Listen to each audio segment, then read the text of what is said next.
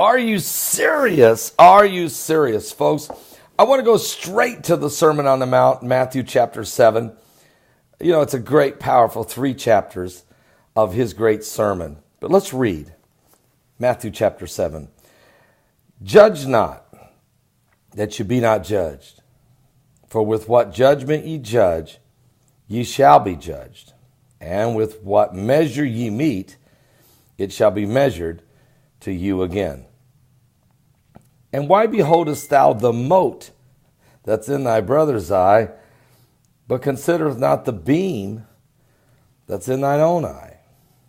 Or how wilt thou say to thy brother, let me pull out the mote out of thine eye, and behold, a beam is in thine own eye? Thou hypocrite, first cast out the beam out of thine own eye, and then shalt thou see clearly to cast out the mote out of thy brother's eye. Give not that which is holy unto the dogs, neither cast ye your pearls before swine, lest they trample them under their feet, and turn again and rend you. Ask, and it shall be given you. Seek, and ye shall find. Knock, and it shall be opened unto you. For everyone that asketh receiveth, and he that seeketh findeth, and to him that knocketh it shall be opened. Or what man is there of you, whom if his son ask bread, will give him a stone? Or if he ask a fish, will he give him a serpent? If ye then, being evil, know how to give good gifts unto your children, how much more shall your Father which is in heaven give good things to them that ask him? Therefore all things, whatsoever you would that men should do to you, do ye even so to them. For this is the law and the prophets. Enter ye in at the strait gate. For wide is the gate, and broad is the way that leadeth to destruction, and many there be which go in thereat. Because strait is the gate, and narrow is the way that leadeth unto life, and few there be that find it. Beware of false prophets, which come to you in sheep's clothing, but inwardly they are raving wolves. Ye shall know them by their fruits. Do men gather grapes of thorns, or figs of thistles? Even so every good tree bringeth forth good fruit. But a corrupt tree, it bringeth forth evil fruit. A good tree cannot bring forth evil fruit, neither can a corrupt tree bring forth good fruit. Every tree that bringeth not forth good fruit is hewn down and cast into the fire. Wherefore by their fruits ye shall know them.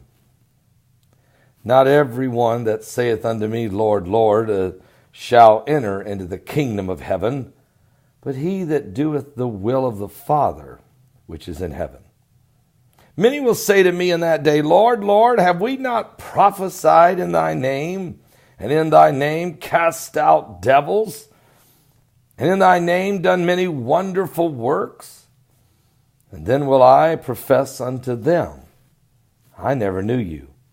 Depart from me, ye that work iniquity. Therefore, whosoever heareth these sayings of mine, and doeth them, I will liken him unto a wise man, which built his house upon a rock.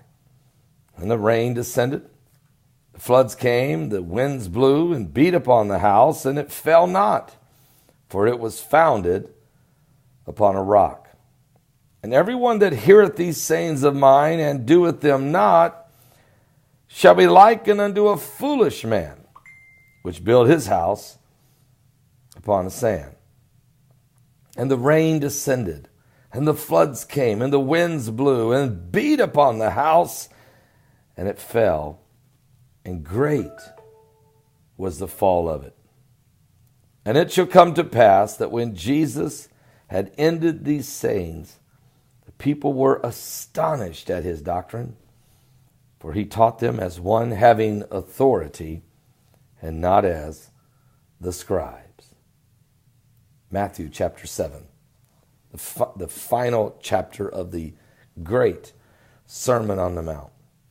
You know, I really appreciate the great words of Jesus Christ, how that it always brings myself, and I'm sure you, into perspective.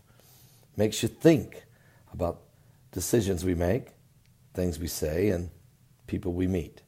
And it keeps us on the straight and narrow path and a focus. You know, it's so good to love one another, and it's so good. It's really pretty easy to love people because you're filled with the love of God.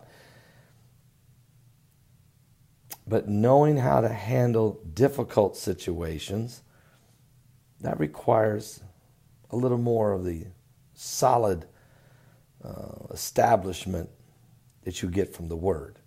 So I hope that this chapter helps you and blesses you and picks you up today, and have a great day, because we're living in the last days. I'll be back with more current world events and how they relate to biblical prophecy. Certainly this encouraging word will be needed by the remnant church in these last days. Prophetic times that we're in, times of great persecution, times of maybe even great sorrow, but still, they are times of the coming of the Lord. God bless. Are you serious?